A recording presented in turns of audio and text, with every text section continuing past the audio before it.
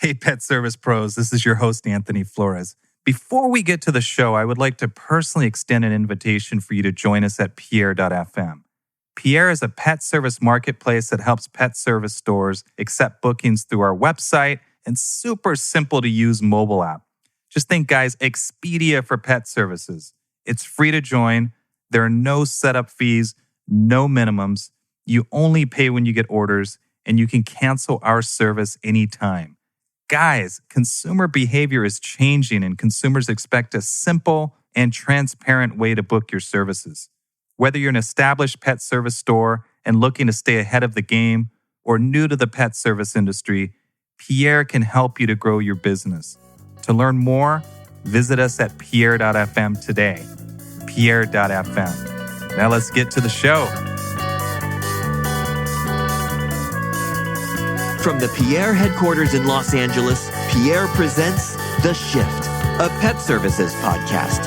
A show where pet service pros learn the latest trends in design, marketing, technology, and the stories from other pet industry entrepreneurs and the businesses they built. The Shift.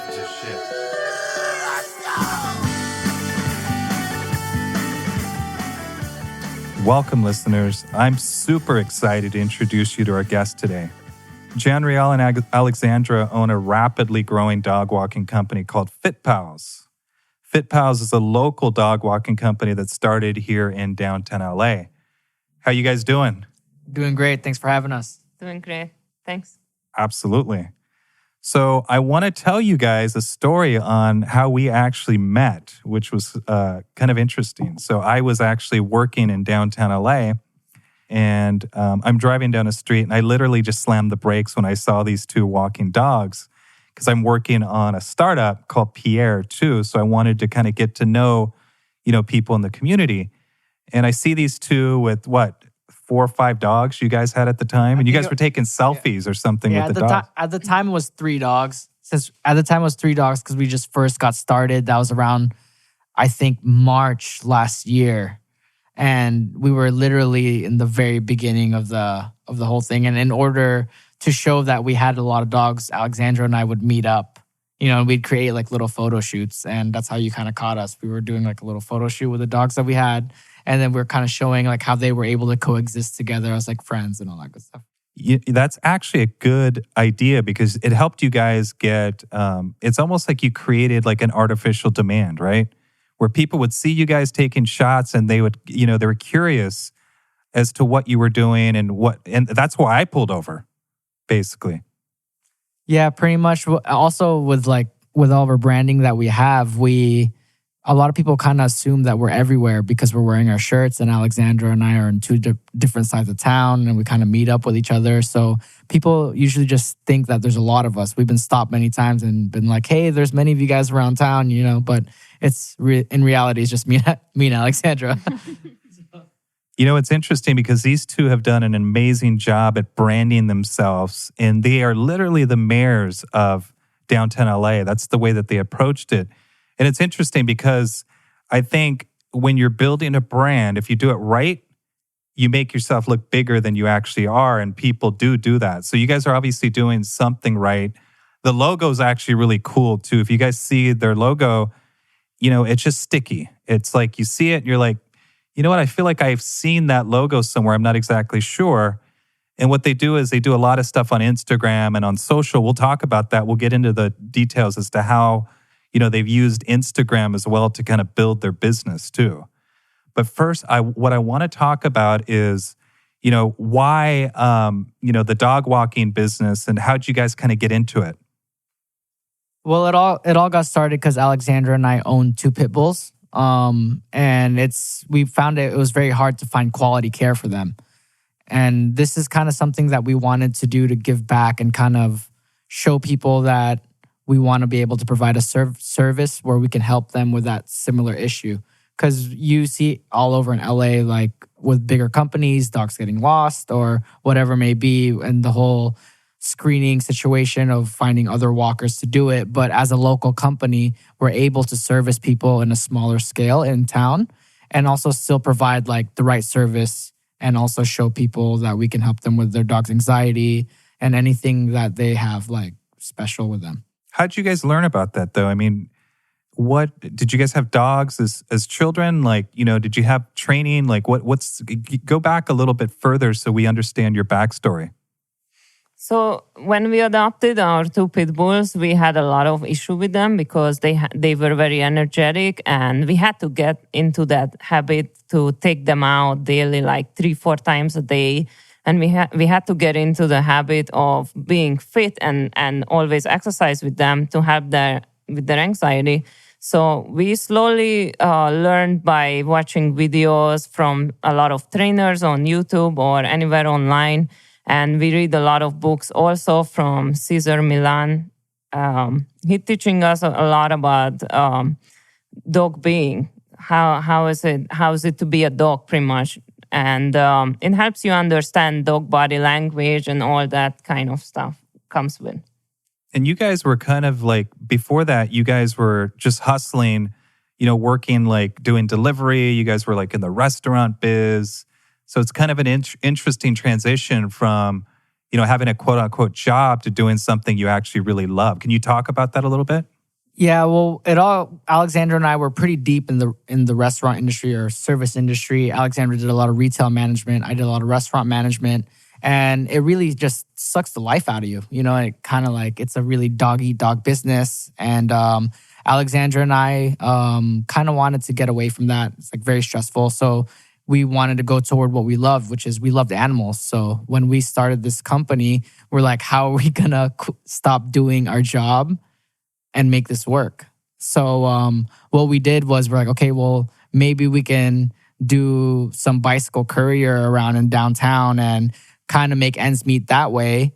At the same time, so we could stay open to doing any dog walks that we receive, anything like that. And also, it helped us with riding around the city on our bikes, meeting many dogs, meeting many people, doing lots and lots of face-to-face. And that really kind of showed like what we were talking about, how it made our brand look bigger than what it actually was, is because we were branded. We had cards, we had postcards, we had our shirts, we were riding around town.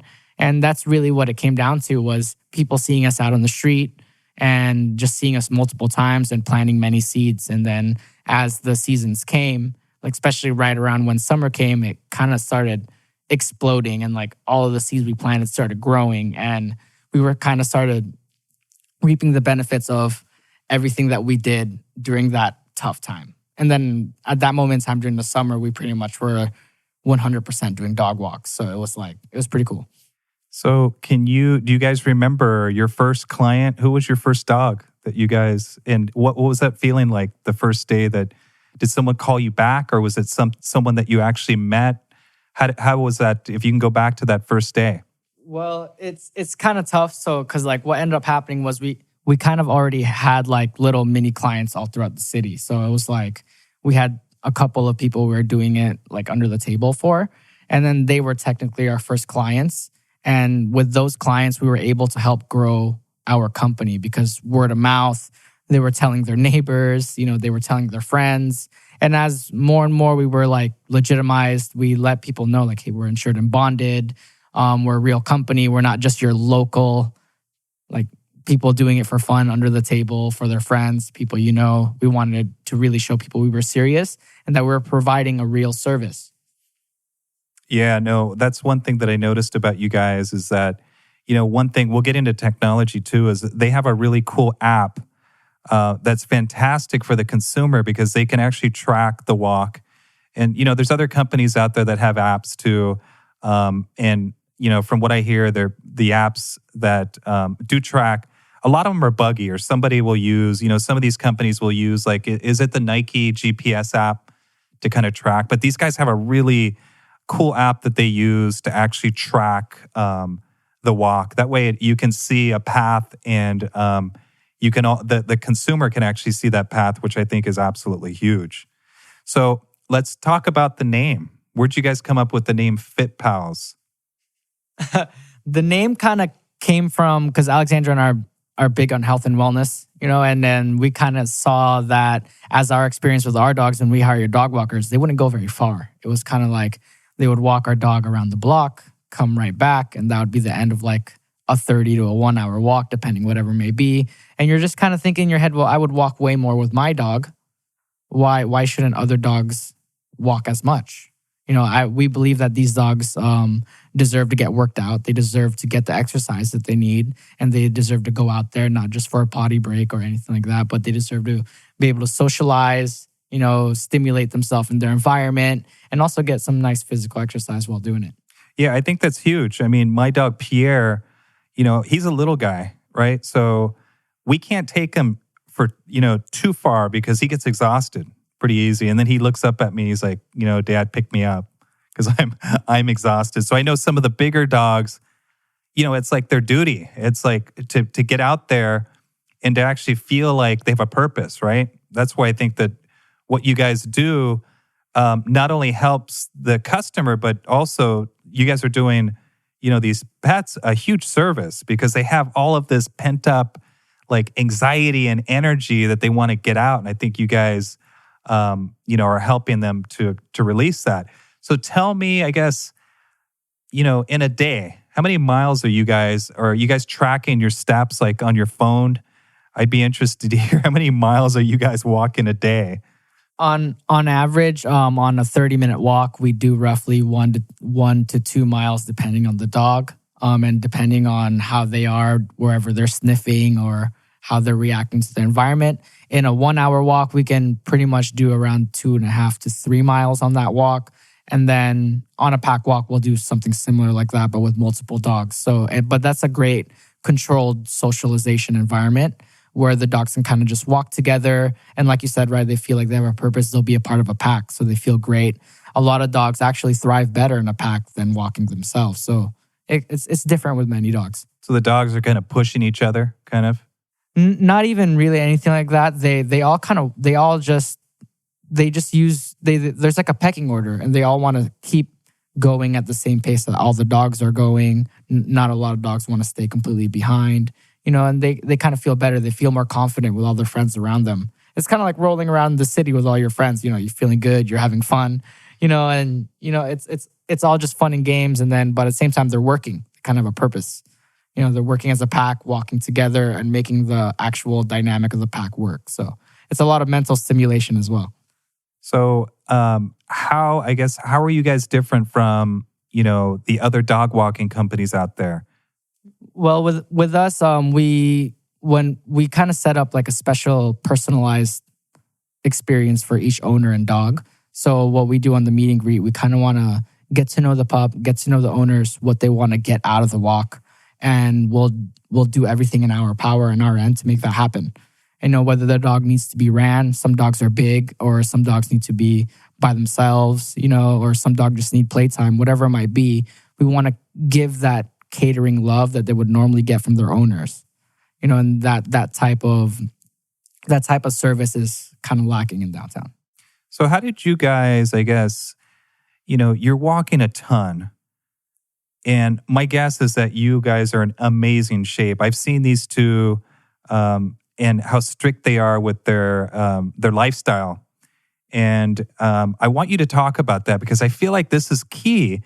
If your health isn't right, then, it's virtually impossible to do what you guys are doing. So why don't you talk about, what your regimen looks like and share with the audience so that they can kind of get an understanding of how that works. For us, we've been doing this regimen now for a good 3 years. We've been maintaining it. It's a great way to keep your energy up throughout the day. Especially with dog walking, it's a lot more different. We have to eat a lot differently than what we used to. Right now, we're intaking a little more calories because we are burning tons of calories throughout the day. Dog walking is not it's not a very easy task. You could say it's kind of, you can call us athletes because we are walking tons a day. And we have to fuel throughout the day. So usually what we'll do is we'll start off our day with like a nutritional shake. Whatever you want to have, whatever your choice of supplement may be, kind of just give yourself fuel to jumpstart your day. Next, in a few hours, we'd have like a snack. So that way we can keep our body going. And for lunch, we'll have like our big meal. So that's kind of like where we're going to take our break in the middle of the day. We'll have our nice meal. We'll take a little bit of a rest and then we'll hop back out. And then you just have a little snack. And we end our day with another nutritional shake, so that way we can kind of sleep at the end of the day instead of feeling full, and you're going to be tired when you wake up. You want to sleep light, so you wake up light. You feel good. What keeps you motivated? I mean, there's days where you just wake up and you're like, man, I don't want to do this today. Like, how do you guys kind of push each other to kind of, break through that? Because it's really hard. I think what motivates us is seeing the dogs being happy and really relaxed when we take them home. Yeah, I mean, that's a beautiful thing. It's like you've got, for some people it's earning money. For others, whatever the case may be, but for you guys, it's the dogs. And I think when you have that purpose, that is an amazing motivator, especially if you love, what you do.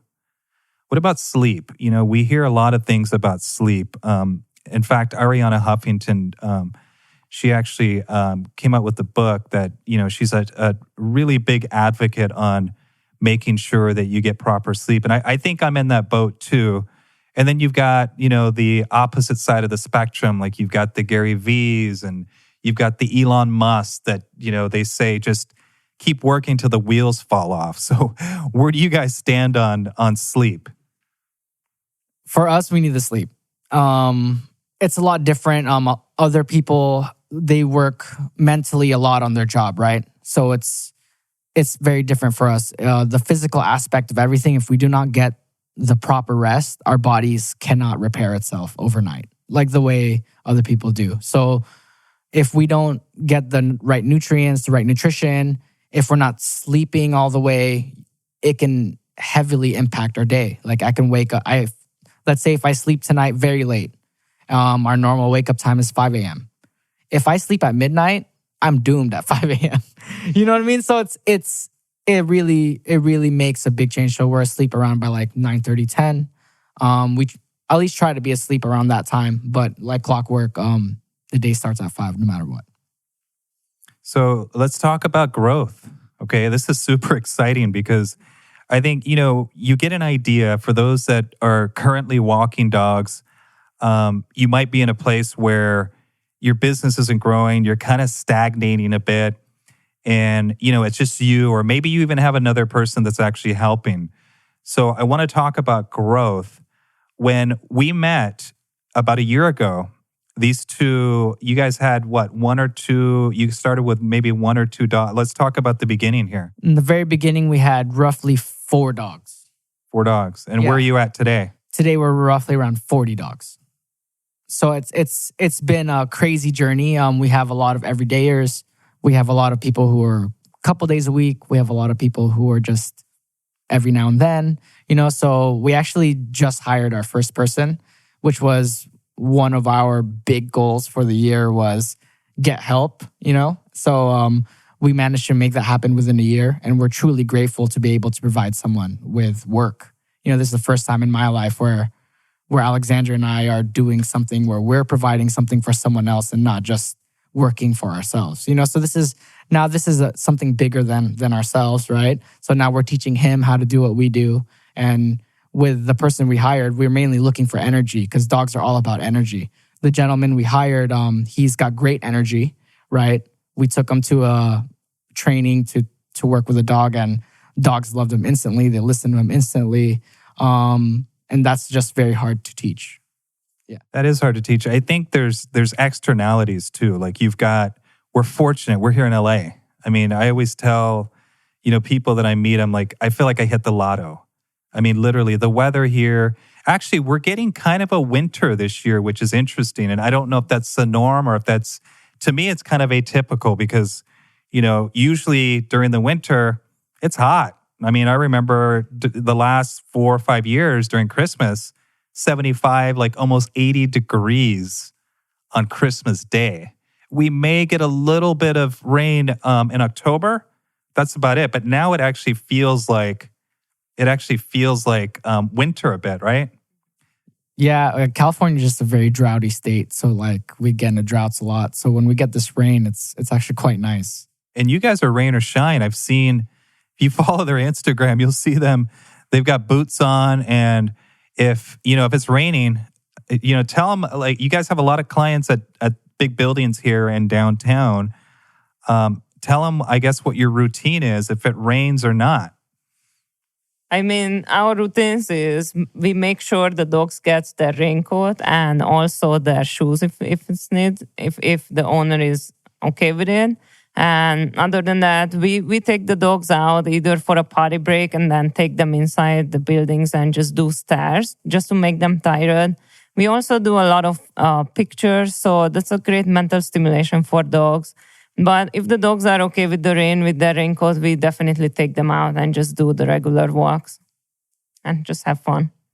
You know what? Let's talk about like actionable tactics that you can share with the audience. How did you go from 4 dogs almost a year ago to 40 and growing and hiring? Talk about like how you guys did that, how you used social, word of mouth, and, just branding. I guess in general, we're lucky because there's 2 of us. That really takes a lot of the workload. We're able to share doing it. It's pretty tough trying to maintain posting all the time on Instagram, at the same time trying to run the business and also working in the business doing the walks ourselves. So Alexandra and I literally split the load of doing all the marketing for the company, right? So what we did was we kind of followed some of Gary Vee's DM strategy. So what we did was, let's start local. So we started searching local hashtags. So the big one that we searched by Detail A Dogs, hashtag Detail A Dogs. We went in and we messaged tons of people. So, I mean, you're not going to get to everyone because, there's that block on Instagram where if you're not following them, they're not going to see it. And it's up to them ultimately if they want to reply back. But we messaged hundreds of dogs, right? We actually got a lot of people who didn't reply to us. But then what ended up happening was since we were targeting such a local area, we ended up handing a card physically to some of those people eventually. And then once we did that, they're like, oh, we got your message on Instagram. Oh, we see you guys on Instagram. He's like, oh, you guys are everywhere. What's going on? Oh, you guys are a new company. So a lot of people are very interested in what we're doing. And also it's the energy that you project, right? So if you're projecting an energy where you're really positive, you really want to help the person or you really want to help their pup, and the intention is there. So intention is everything. If you have the right intention, you can kind of just make it all happen if you keep on working hard toward it. And you cannot let the negativity bring you down. Because, you will hit rough patches when you open a business, right? In the beginning for Alexandra and I, it was very tough. Like I'm going to be very blunt with that. It was very, very hard and extremely stressful. And like a lot of times we were like having a hard time because shoot, we got to get in these deliveries because if we don't get in these deliveries, we're not getting rent. You know what I mean? That was reality, So being able to do this and keeping the hunger was the biggest thing, staying hungry, because if you're not hungry, you can't do it. It's really tough. You got to get past those specific moments, and those are the hardest. Whenever it's the hardest, if you can't get past that, then it's pretty hard to thrive. So I want to just tell people to not give up. Just keep focusing on doing what you love and try not to focus on the money, because the more you focus on the money, it doesn't come. But the more you focus on helping people, trying to provide value, right? And trying to do the best you can to build whatever it is you're trying to do to succeed, then it just comes along the way. And you meet all the right people, right? We met you, right? Out on the street, very random, right? So, we kind of create these great connections and, nothing is coincidental. Yeah, that's a good point. What about those pesky Facebook ads? I mean, I've been running them just to, attract pet service stores. And it's really tricky to kind of get these right. And you guys were kind of playing with Facebook ads too, right? Yeah. Or Instagram. It was Instagram ads. We're playing with Instagram ads. Right now, we're kind of starting small because we're not very familiar with it. And we don't really know the huge logistics behind it. But we're running a couple ads right now. And it's not it's just spending a few dollars here and there, maybe like $1 a day on each ad, just to kind of see how it does. If we do end up getting more traction and the traction is good, obviously we want to put a little more into it. But once we have enough to do it, we actually want to just put the funds into it just to give it a try for a couple months, like a good amount of advertising on Instagram and just see where it gets us.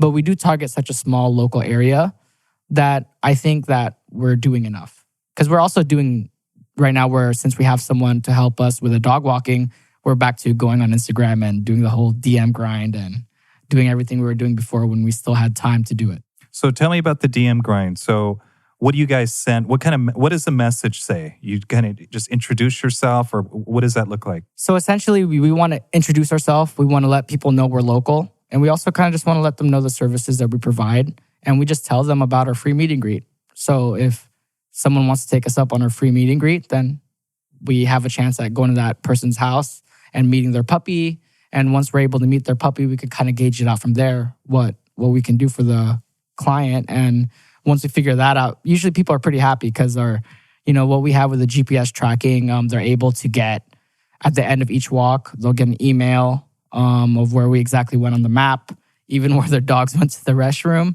right? We'll write a detailed report and we'll send lots of pictures too. So like our Instagram is also kind of like a local hub for all of our local dogs in downtown. So a lot of the dogs that we walk know each other. So when they see each other out on the street with each other's owners, they're like, hey, I saw that dog on Instagram with my dog. Like, hey, let's be friends. You know what I mean? So it's kind of creating like a community as well in downtown. You've created a community. I think that's key. I was listening to the CEO of Airbnb, Brian Chesky. And at one point, as Airbnb was growing, they're like, let's talk about what Airbnb is. Right. And, some people would say, well, it's a home rental place. And then, they'd get all of these different ideas as to what people think they are. And at the end of it, they realize that, what we are? We're a community. That's really what they are. Right. And that's kind of what you guys have kind of built here, is that if you can get, and also when you build that community, you build a culture. And that also helps, I think, with business, where all of a sudden, I think that helps with referral business, actually. So how many, I guess, of the customers that you guys are getting, how many are from, like, say, Instagram? How many are from referrals? And I know you guys have done some biz dev where you're walking into buildings and introducing yourself. It's kind of like third. Okay. It's Instagram is very tough because you got to message tons and tons to get traction, right? So Instagram's more of a numbers game. So the more you do it, the more you get. With face-to-face is the same thing. The more you do it, the more you get. And then the last one that we do is we kind of mainly target apartment complexes. We want to show the complexes we could provide a service for those complexes and show them why we're better than others and show them the value behind our company. So everything's all about value. The more value you can provide, the better it is for the consumer, right? Better it is for the client, and also better for the dog. And, you got to think about it. You think about, like, in this industry, who are we working for? We're really working for the dogs. We want to make sure that they're happy, right? Yeah. That's the driving force. Yeah, they're writing the check. They're signing the check. Even Alexandra and I, our dogs too, they're like our everything. We provide them everything that they need. They're pretty much like our kids too. So like, I always tell people, if you want to get a dog, you have to know the list of expenses behind getting a dog. It's pretty much just like having like a little kid as well too. Yeah, you guys were talking about the food that you feed your dog. I actually use Primal for my dog, and you guys are Honest Kitchen proponents. I'll tell you a crazy story. When I was in New York, there was a guy in Tribeca that I was talking to, and his dog looked older. And, I went up to him and I was like, I introduced myself, and I had my dog Pierre with me. And we started talking, and he told me that his dog was 18 years old. I was like, wow. And the first thing I thought was, how? And what are you doing? Because I want my dog to live that long, right? And he mentioned Honest Kitchen. I mean, we have there's no sponsorship or anything like that, but I've heard a lot of good things about Honest Kitchen. Primal is another that we've heard great things about. How long have you guys been feeding your dog Honest Kitchen? What were they eating before that? So before they would eat just any commercial kibbles. But I started working. I started working for a holistic pet store where I learned a lot about dog nutrition, and I also learned it's better to feed your dog with a higher quality food. It can be dehydrated food or anything, whatever works best for your dog, either raw, as long as you feed your dog with the right nutrition, they will live at least 5 years longer than the average. And guys, if you guys are in LA, you need to hire these guys too, because exercise is the other piece I think we forget about. I mean, diet's big, but that exercise is huge, right? Yeah, that's why we mainly focus on getting these dogs exercise daily. Because, like, just for example, Alexandra is actually helping a dog lose weight right now by exercising that dog. So, whatever it may be, and also many things can be fixed just from that exercise. Like that saying. There's that saying for a reason, right? A tired dog's a good dog. So. That's right. So you guys live, eat, and breathe your business. And that's kind of how it is when you're starting, right? So what do you do outside of work? How do you guys find balance? Well, Alexandra and I, finding balance doesn't come from the day off. It comes from what you do day to day, right? So pretty much a lot of people kind of like work, right? And then they go through their day, and at the end of the day, that's all they did was work, right? But everything, it comes down to priorities, right? Finding balance throughout the day can be as easy as sending a text message or meeting up for a quick lunch or, having like an actual conversation that's not about work. You know what I mean? It's all, that's what balance is. That's why Alexandra and I are able to make this work. And we are business, and like day in, day out, like it's pretty tough because we do get text messages like all the time from our clients, like nighttime, daytime, when we're closed. Like it's all tough, to stay. In the beginning, it was tough because Alexander and I we were really putting in the hours when we really first started, and like we argued a lot in the beginning about work-life balance, and we're like, are we really down for this, But since we stuck it out, right? And instead of like sulking in it and saying how hard, we actually just like doubled production. So instead of like basking in how much we were working, we just doubled production and just did it more efficiently. And then just focused on really talking and communicating, because everything's about communication, right? So like we set alarms throughout the day. People think we're weird, right? But like it kind of brings balance to your day. It gives you control of your time. Right? A lot of people lose control of their time. Alexandra and I have an alarm for even when to eat. You know what I mean? Like snack time, like lunchtime, even like for me, like it's my priority to be able to talk to Alexandra as well, right? So one of our alarms is text each other, something nice, positive. Do you guys ever slip up? I mean, this is just ridiculous. Do you guys ever just say, you know what, screw it, give me a beer or whatever? It's slipping up as anything. Slipping up as anything, you know what I mean? Like we have arguments too. Any real relationship will have arguments and have its crazy moments, you know what I mean? But it's not about those moments. It's about the good moments and what you guys did in those good moments to create it, right? And then this whole Fitpals thing has been such a positive experience. It changed everything around us. In the beginning, it was tough because like 9 to 5, 9 to 5, 9 to 5, your parents drilling it on you, 9 to 5, right? The 9 to 5 is important. You need that job. Why did you quit your job? You know what I mean? But since now, like in the beginning, they're like dog walking. That's like a side job. You know what I mean? That's like people do that on the side. And then people don't believe in you in the beginning, right? But as you kind of start proving it and showing it, it feels really good, right? And you're projecting that feeling that no one can stop you, no matter what they say, right? And once you get to a certain point where people start noticing it's happening, then everyone's on board. They support, so you just got to be bigger than the negativity. That's what it is. That's right. That's a good mindset to have. So tell me, what's next? I mean, where do you guys see yourself in the next year? I see that you're kind of expanding. Are you guys gonna look at different like geographic locations? How do you grow? Where do you go from here? Right now, this year, last year we mainly focused on just growing to. Our main goal last year was to just become full time.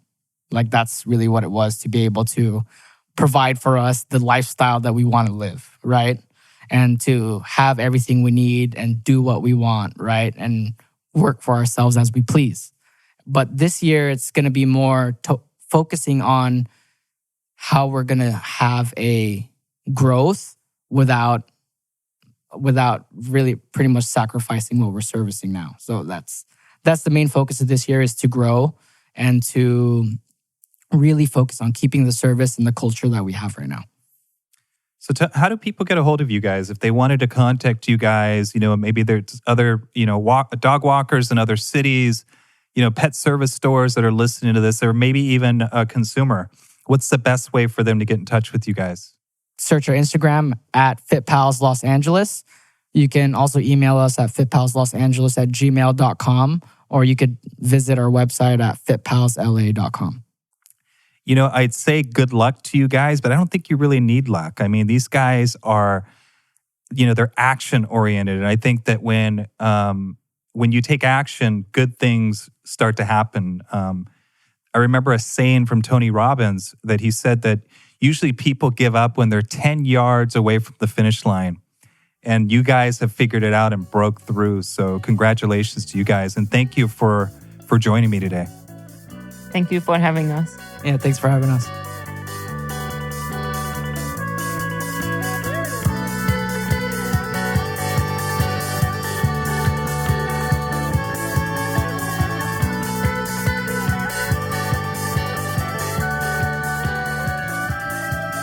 Hey guys, we really hope you enjoyed this episode, and thanks so much for listening to the show this week.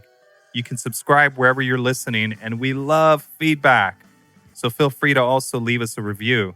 You can also visit us on Instagram at Book with Pierre. Until next time, I'm Anthony Flores, and you're listening to The Shift, a pet service podcast.